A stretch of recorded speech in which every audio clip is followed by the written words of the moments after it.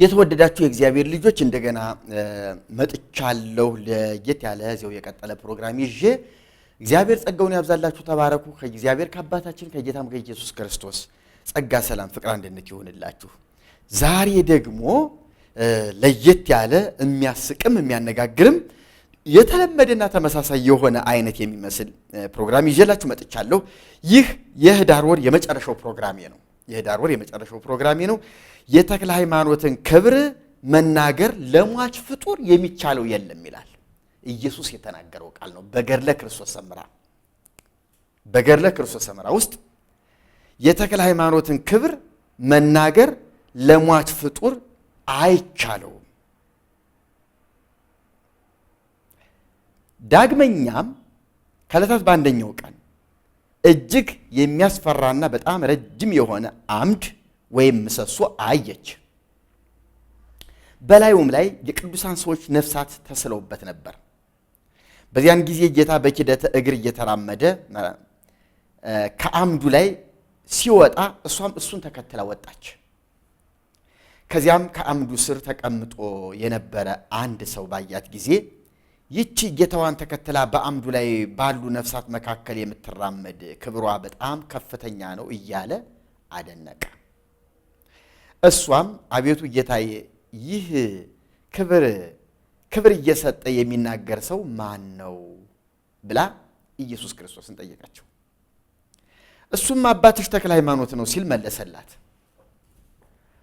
ይህንም ባላት ጊዜ ፈጽማ ተደሰተች ከዚያም ጌታዬ ሆይ የተክለ ሃይማኖትን ክብር ግለጥልኝ አለችው እሱም የተክለ ሃይማኖት ክብር ሟች ለሆነ ሰው ለመናገር አይቻልም በመንግስተ ሰማያት ወዳጀ ተክለ ሃይማኖት በክብር የሚተካከለው የለምና አላት ገጽ 79 እስከ 81 ቁጥር 43 እስከ 48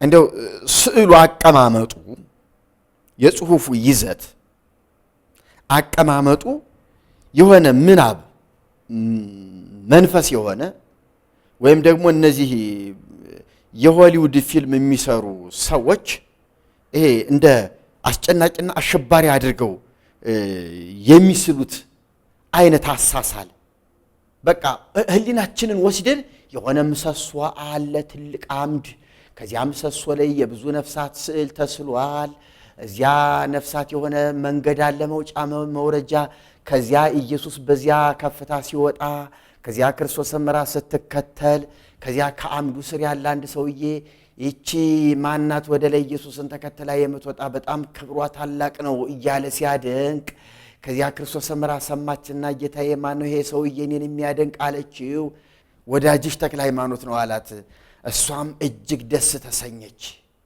በጣም ደስ ተሰኘች ምክንያቱም ተክለ ሃይማኖትን ተወደው ነበር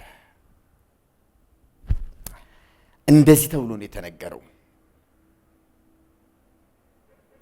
እና የተክለ ሃይማኖትን ክብር እስቲ ንገረኝ አለችው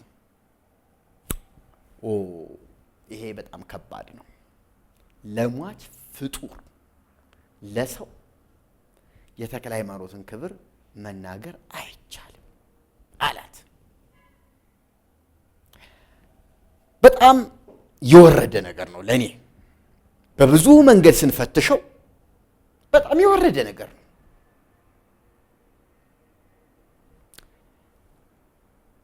አንድ ባንድ ቃሉን ስናየው እንኳን እውነት ለዚህ ለዩቲዩብ አገልግሎት ጊዜ አይበቃም እንጂ ብልበታትነው እያንዳንዱ ነገር በመጽሐፍ ቅዱስ እየተመዘነ ውድቅ ነው የሚሆነው በቆሻሻ ቅርጽት የምትጥሉት ምሰሶ ከዚያ የነፍሳት ስዕል ተስሎ የተሳሉት ነፍሳት ደግሞ እዚያ ላይ ቁጭ ብለው ያወራሉ እንዴት ነው አተራረክ እንዴት ነው በቃ ሃይ የሚል ስለጠፋ እንደፈለገ ማውራት እንደፈለገ መጻፍ እንደፈለገ መቀባጠር እሱ ትክክል አይደለም የሚል ስለጠፋ ትልቅ ምሰሶ ነው ከዚያ ምሰሶ ላይ ነፍሳት ተስለዋል እነዚያ ነፍሳት ግን ይነጋገራሉ ሰዎች እኮ ሌላ ቦታ ናቸው ያሉ አሁን እኮ እዚህ ላይ ስዕላቸው ነው ያለው ወይስ ነፍሳቸው እየመጣ እዚህ ምሰሶ ላይ ተጣብቋል ማለት ነው? አሁን ተክለ ሃይማኖት የነፍሱ ስዕል ነው ተስሎ ያለው ወይስ ሰውየው በአካል ነው ነፍሱ እዚህ ላይ ከስዕሉ ላይ አፈጦታ እየተናገረች ነው ወይስ ሰውየው እንደ ስዕሉ ሆኖ መጥቶ እዚህ ተጣብቆ ነው? እንዴት ነው እውነተኛ ሃይማኖታዊ ሚዛን ተይዞ ሲጻፍ እንዲህ ነው ወይ? መቼም መዝናኛ መጫወቻ ቡና እየጠጡ ሻይ እየጠጡ መቀለጃ ይሆናል። ለልጆች አፍ መፍቻ ተረት ይሆናል። እስራኤላውያን እነዚህ ተጨማሪ የሚባሉትን መጻሕፍቶች ከሕጉ መጽሐፍ ውጭ ያደረጓቸውን እነ ተረፈ ኤርምያስ የሚባሉት ተረፈ ሄኖክ የሚባሉት እነዚህ እነ ሄኖክ እነ ተረፈ ዳንኤል ተረፈ ኤርምያስ ኩፋሌ እነዚህ አሉ በጣም ተጨማሪ መጻሕፍቶች እነ መቃብያን እነዚህ መጻሕፍቶች የሕግ መወሰኛ ወይም ደግሞ የሃይማኖት መመሪያ አይደሉም። ሲፈልጉ ለአንዳንድ ነገር ማጠናከሪያ ሊጠቅሷቸው ይችላሉ። በተረፈ ግን የሃይማኖታዊ መመሪያ አድርገው አይጠቀሙባቸውም፣ አይጥሏቸውም፣ አያጠፏቸውም። ግን በቤት ለቤት ልክ የልጆች መጽሐፍ ቅዱስ እየተባለ ለልጆች በሚገባቸው ቋንቋ እንደሚጻፈው ሁሉ እንደሚሰጠው ሁሉ እነሱም እንደዚህ አይነት እነዚያን መጻሕፍቶች እንደዛ ያደረጉ ለልጆች ይሰጧቸው ነበር። ገድለ ክርስቶስ ሰምራን ልክ እንደዚህ ያለ እንጠቀምበት እንችላለን። በጣም እውነት ለመናገር በእርግጥ እንቅልፍ የሚያረቅ ሳይሆን እንቅልፍ የሚያመጣ ሳይሆን እንቅልፍ የሚያረቅ ነው። ምክንያቱም በቃ ስሙኝ ነው የሚለው ይሄ ለልጆች በጣም ማራኪ ነው። ገድሉን በአንድ ቀን ሌሊት ጨርሰ ነው እንደር የሚያስብል ነው። እና ግን የሚገርማችሁ ነገር እንዴት አድርገው ቀልብ በመሳብ የሰውን አይምሮ በመግዛት እንዴት አድርገው ሊጽፉ እንደሞከሩ ተመልከቱ። ተክለ ሃይማኖት እዛ ጉብ ብለው በትልቁ ከምሰሶው ስር ኢየሱስ በምሰሶ ላይ እየተራመደ ሲወጣ ክርስቶስ ሰምራ ተከትለው ስትወጣ ተክለ ሃይማኖት ከምሰሶው ስር ሆነው ቀና ብለው አዩና ይህች ሴት ብለው አደነቁ። ክርስቶስ ሰምራ ደግሞ ይሄንን የሚያደንቀኝ ማን ነው ብላ ስትለው ወዳጅሽ ተክለ ሃይማኖት ነው አላት። አባትሽ ነው ያላት። አባትሽ ተክለ ሃይማኖት ነው። እንግዲህ በእኔ ዘንድ ይሄ ተቀባይነት የለውም። ነፍሳት እዚያስ የስዕል ቦታ ተዘጋጅቶላቸው እየተሳሉ እየተጎበኙ ይሄ ማን ነው ያ ማን ነው እየተባባሉ አይኖሩም አይውሉም። በመንፈስ ዓለም ነው ያሉት።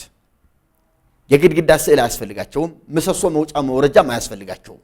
ለኢየሱስ ክርስቶስ መውጫ መውረጃ ምሰሶ አያስፈልገውም። ለክርስቶስ ሰምራም እንኳን አያስፈልጋትም። ምንም አይነት ምሰሶ የሚባል ነገር የለም። እንዲሁ እንደምታዩት ህዋ ነው። ምንም ነገር የለም። በመንፈስ ዓለም ላለ ሰው ምንም አይነት መቆሚያ ቦታ መውጫ መውረጃ መንገድ አያስፈልገው። ስዕል የሚባል ነገርም አያስፈልግም፣ የለም። እንዲህ አይነት አስቂኝ አሳፋሪ ነገር እኔ በጣም አስገርሞኛል። በእውነት ነው የምላችሁ፣ በጣም አሳፍሮኛል። የሚያሳፍር ነገር ነው።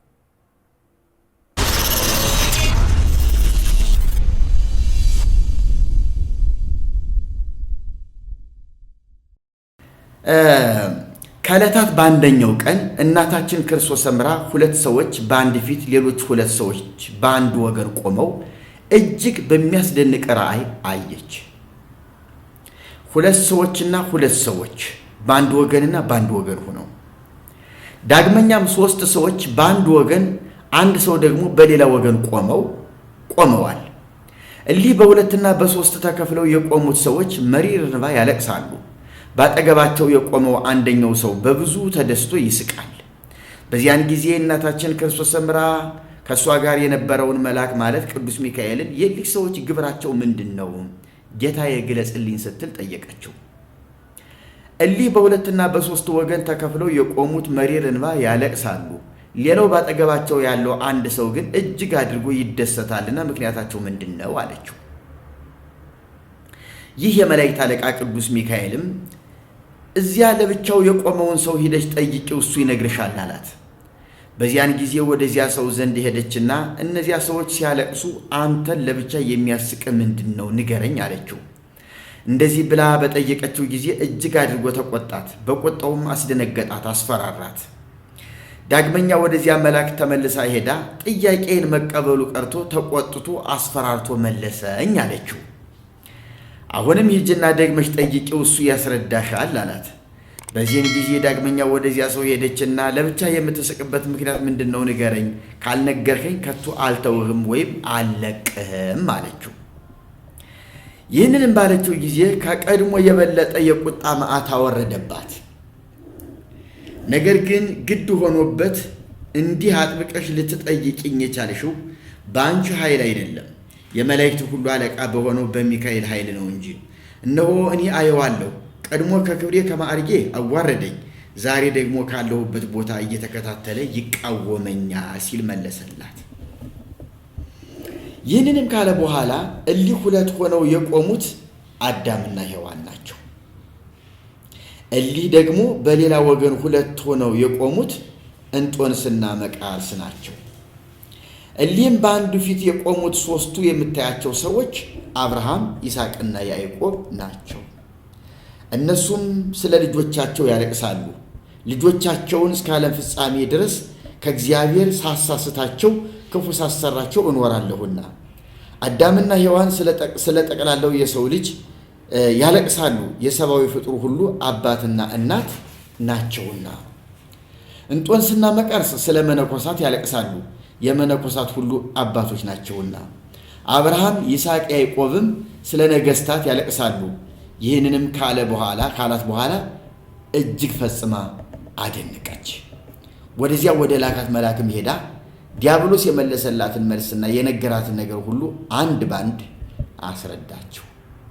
ገጽ 81 እስከ 85 ቁጥር 3 እስከ 27። አሁን በሰማይ ያሉ አማላጆች ነው የሚለው ርዕሱ። በሰማይ ያሉ አማላጆች። አሁን እዚህ ላይ በክፍል ስንመለከተው ከዕለታት በአንደኛው ቀን ነው። መቼም የገድላት አንዱ ጸባያቸው ከዕለታት አንድ ቀን፣ ከዕለታት አንድ ቀን፣ ከዕለታት አንድ ቀን፣ ከዕለታት አንድ ቀን ነው። እዚህም ላይ የመግቢያ ንግግሩ ከዕለታት አንድ ቀን ነው እና በአንደኛው ቀን ክርስቶስ ሰምራ አስገራሚ ራእይ አየች። ሁለት ሰዎች እዚያ ማዶ ሆነው ያለቅሳሉ። ሁለት ሰዎች እዚህ ማዶ ሆነው ያለቅሳሉ። ሌላ ሶስት ሰዎች እዚያ ማዶ ሆነው ያለቅሳሉ። እዚህ ማዶ ደግሞ አንድ ሰው ብቻውን ይስቃል።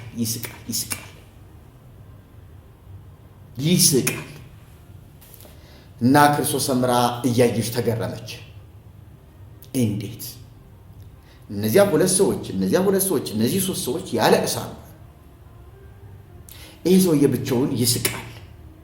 ምስጢሩ ምክንያቱ ምንድን ነው? ቆይ እስቲ አለችና ያው ጠባቂ መልአኳ ሚካኤል ነው። ወደ ሚካኤል ሄደችና ነገሩን ጠየቀችው። ምንድን ነው ነገሩ ንገረኝ አለችው። መልሱን ከፈለግሽ እዚያ ብቻውን የቆመው ሰውዬ ብቻውን የሚስቀው አለ፣ እሱን ሂጂና ጠይቂው ይነግርሻል አላት። ሄደች። እነዚያም ያለቅሳሉ፣ አንተ ብቻህን ትስቃለህ፣ ምክንያቱ ምንድን ነው ንገረኝ አለችው።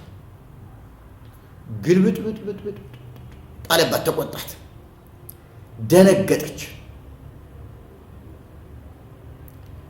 አስፈራራት።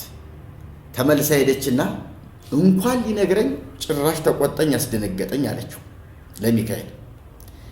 ሚካኤልም መልሶ ሂጅ፣ ግድ የለሽም ደግመሽ ጠይቂው ይነግርሻል አላት። መጣችና አንተ ሰውዬ የምትስቅበትን ምክንያት ካልነገርከኝ አልለቅህም፣ አልተውህም አለችው። በዚህ ጊዜ አዎ ይገበኛል፣ እንደዚህ የምትይኝ ማን ካጠገብሽ እንዳለ ስለምታውቂ ነው። ሚካኤል አለ ካጠገብሽ፣ እኔ እያየሁት ነው እና በሱ ኃይል ነው እንጂ በአንቺ ኃይል አይደለም። ስለዚህ እኔ ሁሉንም ልነግርሽ እችላለሁ፣ አስረዳሻለሁ።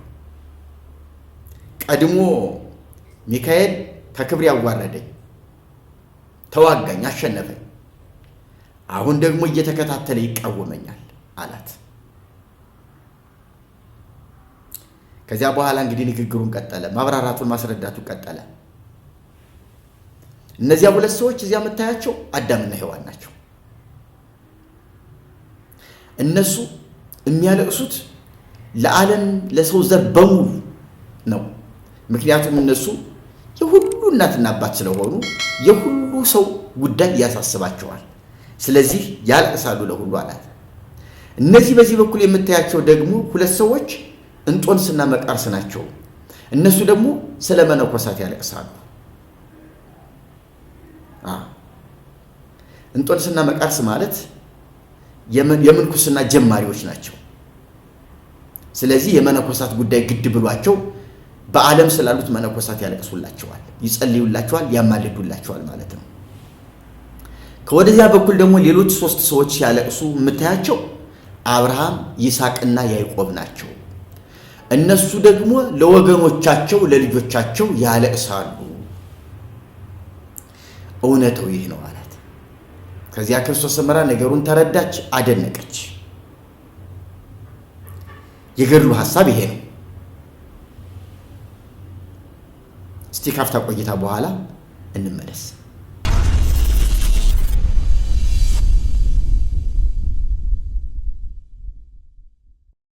እሺ ተመልሻለሁ።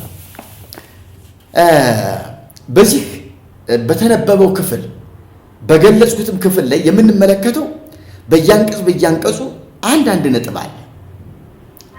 አንደኛ አሁን መንፈስ በሆነ ዓለም ውስጥ ቅዱሳን ከሞቱ በኋላ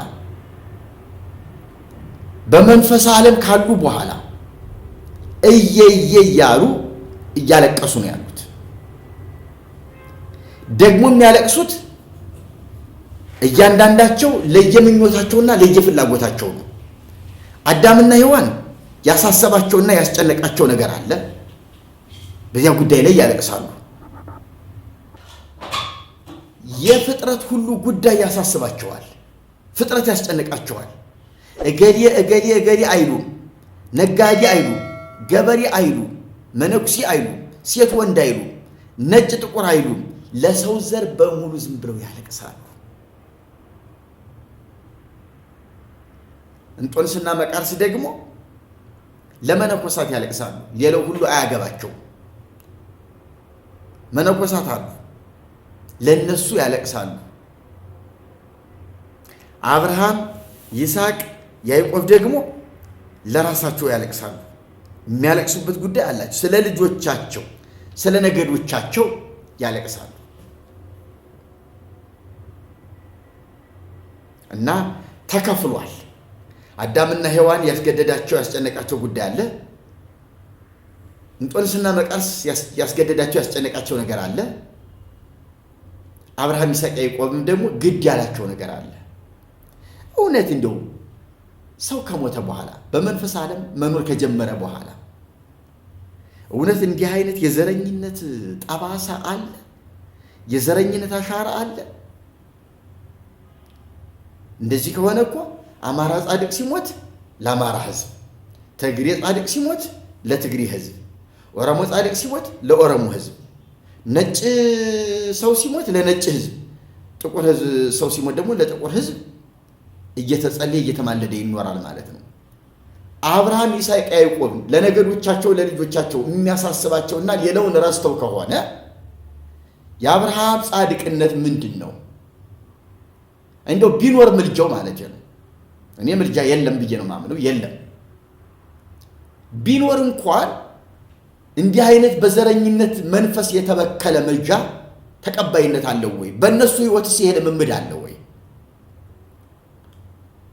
ሌላው ግድ ሳይላቸው ለወገኖቻቸው ለእስራኤል ነገዶች ብቻ ማልቀሱ አግባብ ነው ወይ? እንዲህ አይነት መንግሥተ ሰማይ አለ ወይ? እንዲህ አይነት የጽድቅ ዓለም አለ ወይ? አዳምና ሔዋን ብቻ ለእያንዳንዱ የሚያለቅሱ ማለት ነው። ሌላው አባ እንጦንስና አባ መቃርስ የተባሉ የምንኩስና ጀማሪዎች በቆብ የወለዷቸው ልጆቻቸው ግድ ብለዋቸው ለነዚያ መነኮሳት ደረት እየደቁ ያለቅሳሉ። ስለ ሌላው ትኩረት አይሰጡም። ለምን? ምልጃ እንዲህ ነው፣ ጻድቅነት እንዲህ ነው፣ የነገሌ ጉዳይ አያሳስበኝም፣ እኔም ማለቅሰው ለነገሌ ነው፣ እሱን ለገሌ ተውት፣ ገሌ ያልቅስላቸው የሚባል ነገር አለ? ሲጀመር ገድሉ ውሸታም መሆኑን በዚህ እናውቀዋለን። እና አብርሃምን ለይቶ ለሌላ፣ እነ እንጦንስ መቃርስን ለይቶ ለሌላ፣ አብርሃም ይስሐቅ አዳምና ሔዋንን ደግሞ ለይቶ ለሌላ ማድረግ ይሄ በእግዚአብሔር መንግስት ውሸት ነው። እንኳንስ በዚያ በነፍስ ዓለም ይቅርና በእኛ በዚህ በምድሩ ባለንበት በስጋ እንኳን እስካለን ድረስ የክርስቶስ ተከታዮች ሆነን ከነገድ ከቋንቋ ከዘር ተዋጅተንና ተለይተን ያለ ሰዎች ነን።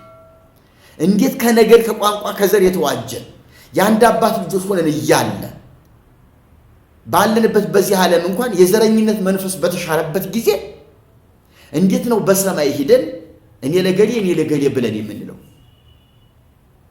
ስለዚህ ገድሉ ሲጀመር ጤናማ ባልሆነ ሰው የተጻፈ ጤናማ ያልሆነ ገድል፣ ጤናማ ያልሆነ ጻድቅ የተጻፈለት እንደሆነ እናረጋግጣለን። ስህተቱ ይሄ ነው። በፍጹም የማይሆን ተቀባይነት የሌለው ነገር ነው።